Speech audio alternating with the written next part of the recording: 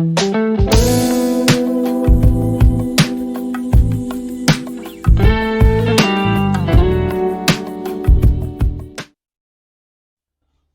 हम लोग corporate accounting में internal reconstruction of the companies topic पर एक क्वेश्चन की प्रैक्टिस किया जाएगा। इंटरनल रिकंस्ट्रक्शन में जो एग्जिस्टिंग कंपनी होती है उसका लिक्विडेशन नहीं होता, वो समाप्त नहीं की जा सकती है। जैसे हम लोग एब्जॉर्प्शन है, रिकंस्ट्रक्शन है, अमलगमेशन है, तो अमलगमेशन और एब्जॉर्प्शन में, अमलगमेशन में दो कंपनियां समाप्त होकर एक नई कंपनी बनाएगी। एब्जॉर्प्शन में एक कोई एग्जिस्टिंग कंपनी का लिक्विडेशन होगा जो दूसरे में जाके मर्ज हो जाएगी। लेकिन जो रिकंस्ट्रक्शन है, इंटरनल रिकंस्ट्रक्शन में एग्जिस्टिंग कंपनी का लिक्विडेशन नहीं होगा, न ही किसी नई कंपनी का फॉर्मेशन होगा।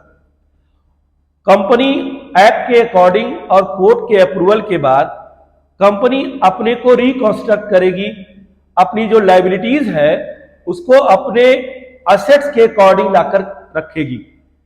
जैसे कंपनी के जो शेयर कैपिटल हैं, कंपनी के जो डिबेंचर्स हैं, जो क्रेडिटर्स हैं, उनकी वैल्यूज को कम करेगी, उनको अपने असेट्स के अकॉर्डिंग लेकर आएगी। और इसके लिए वह एक artificial capital reduction account create करेगी, बनाएगी ऊपर एक कैपिटल रिडक्शन अकाउंट, जिसमें होने वाले सभी, इस रिकंस्ट्रक्शन में होने वाले सभी प्रॉफिट से, जितने भी ट्रांजैक्शन से वो प्रॉफिट होगी, इस कैपिटल रिडक्शन में ट्रांसफर कर देगी। और जो इसका लॉसेस है, जो इसके फिक्सिशियस असेट्स हैं, जो इसके इंटेंजिबल असेट्स हैं, उनको वह लाकर इसी से राइट ऑफ कर देगी, इस कैपिटल रिडक्शन अकाउंट से। तो जितने भी इस तरह के लॉसेस बैलेंस शीट में शो हो रहे होंगे वो एलिमिनेट हो जाएंगे कैपिटल रिडक्शन के थ्रू। तो हम लोग क्या करेंगे, एक artificial capital reduction account create करेंगे।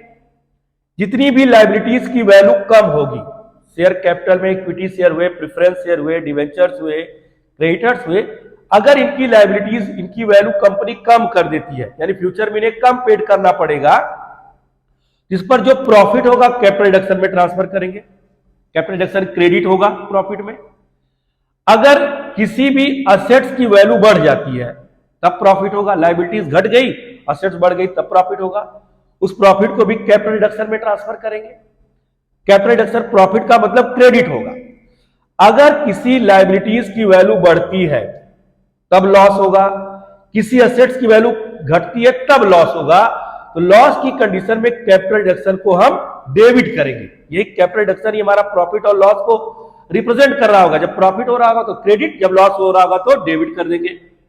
अब उसके बाद हम लोग जब कैपिटल रिडक्शन अकाउंट के बैलेंस को निकालेंगे और बैलेंस को चेक करेंगे कि हमारे प्रॉफिट अभी भी कितने बचे हुए हैं, तो कैपिटल रिडक्शन डेबिट करके जितने भी फिक्सिशियस लॉसेस होंगे, इंटेंजिबल असेट्स होंगे, उनको हम लोग धीरे से उस अकाउंट से राइट ऑफ करेंगे।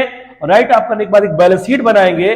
जो अकाउंट, जो अमाउंट जिस वैल्यू पर दिखलाया गया होगा उसी वैल्यू पर लेकर एक रिवाइज बैलेंस शीट को बनाया जाएगा। इससे रिलेटेड एक क्वेश्चन देखो आपकी स्क्रीन पे चल रहा है।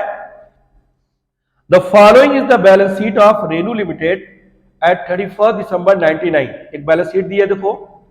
2000 preference share ₹100 each 2 lakh, 4000 equity shares ₹100 each 4 lakh, 5% mortgage debenture 1 lakh, bank overdraft 50,000, creditors 1 lakh. ये हमारी लायबिलिटीज दी है। Goodwill 15,000, intangible assets, premises 2 lakh रुपए की बिल्डिंग है, मशीनरी 3 लाख, स्टॉक 50,000, डेटर्स 40,000 और पीएल अकाउंट ये बिजनेस का लॉस है, ये है 2,45,000। तो अगर आपके क्वेश्चन में, इंस्ट्रक्शन में कहे चाहे ना कहे, जितने भी इंटेंजिबल असेट्स जैसे गुडविल हुआ, प्रॉफिट एंड लॉस हुआ, या जो भी फिक्सिशियस असेट्स है, उसको कैपिटल रिडक्शन अकाउंट से आपको राइट ऑफ करना ही पड़ेगा। यानी कैपिटल रिडक्शन को डेबिट करेंगे और इन असेट्स में जो लिखे हुए आइटम्स होंगे इनको क्रेडिट कर दिया जाएगा। The company got the following scheme approved by the court. Government के कोर्ट को, ये कंपनी ने कोर्ट के थ्रू फॉलोइंग अप्रूवल लिया।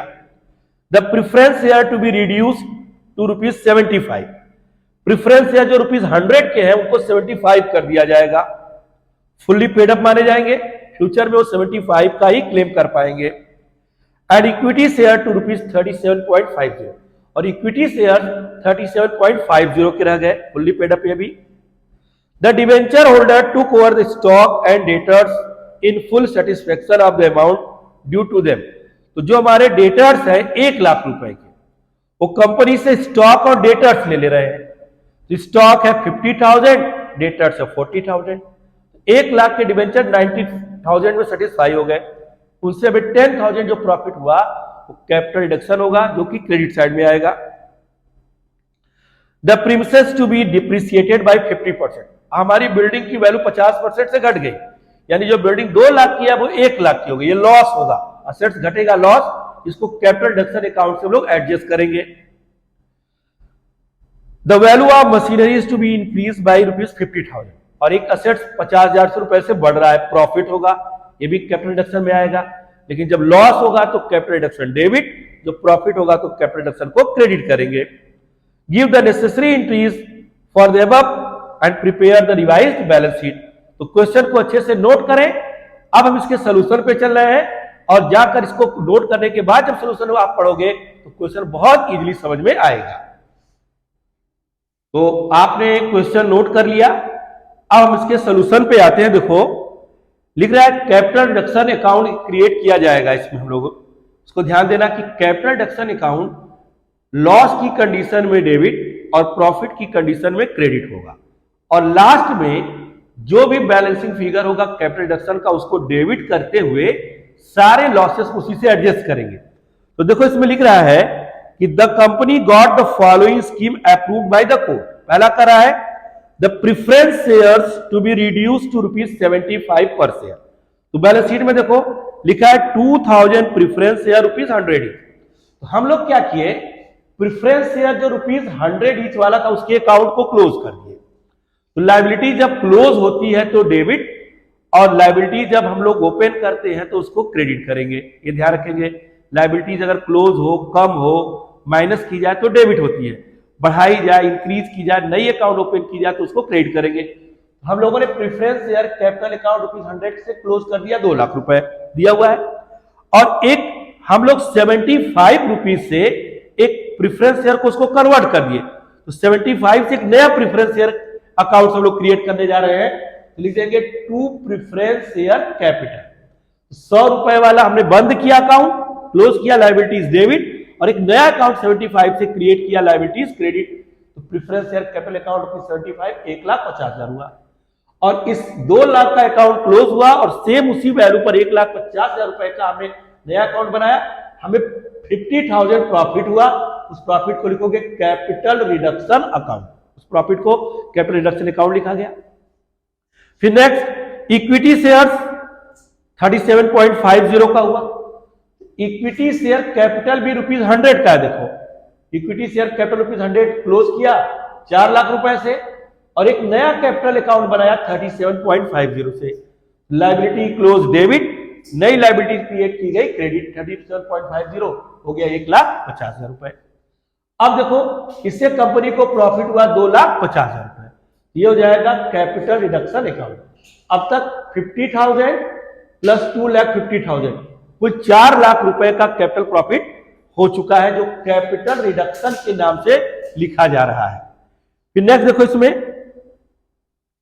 Debenture holders took over the stock and debtors in full satisfaction amount due to them. अब देखो जो डेटर्स हमारे हैं वो 1 लाख रुपए का रिसीवर बन गए, पाने वाला डेबिट, रिसीवर को डेबिट किया गया, और उन्होंने बिजनेस से 2 चीजें लिया, एक स्टॉक बिजनेस से गया 50,000 और डेटर्स गया 40,000।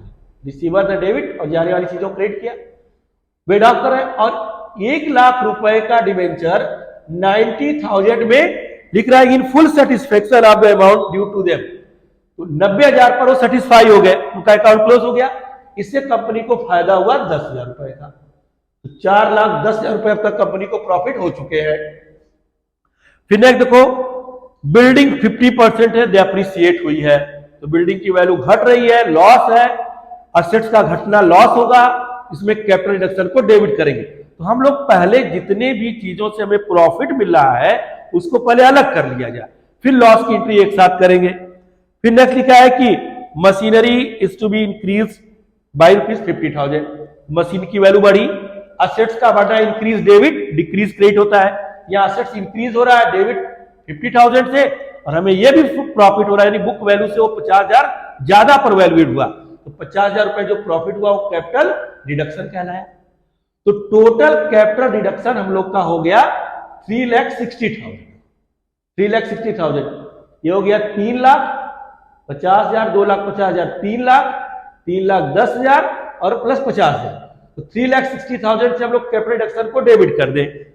क्वेश्चन में आपसे कहे चाहे ना कहे, जितने भी फिक्सिशियस असेट्स होंगे, जितने भी लॉसेस होंगे जो हमारे कैरी करके आ रहे होंगे स्टेटमेंट ऑफ पीएल के थ्रू, या इनटेंजिबल असेट्स होंगे, उनको हम क्लोज कर देंगे उनके अकाउंट्स को। तो हम लोग 3,60,000 इसी पर्पज के लिए, इन्हीं कामों के लिए कंपनियों का इंटरनल रिकंस्ट्रक्शन हो रहा होता है।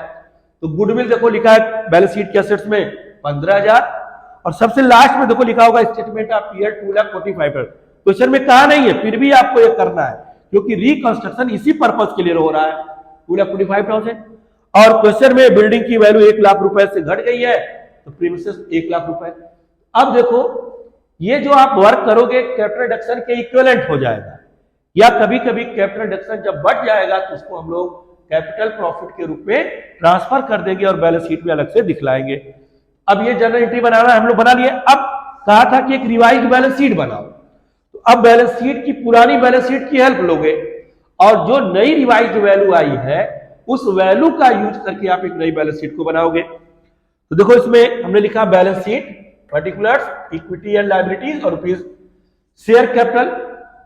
इसमें देखो 2,000 प्रेफरेंस शेयर उतने ही है, लेकिन अब 75 के फुल्ली पेड अप हो गए, तो 2,000 इंटू 75 1,50,000 रुपए, जबकि ₹100 इस था पुरानी बैलेंस शीट में।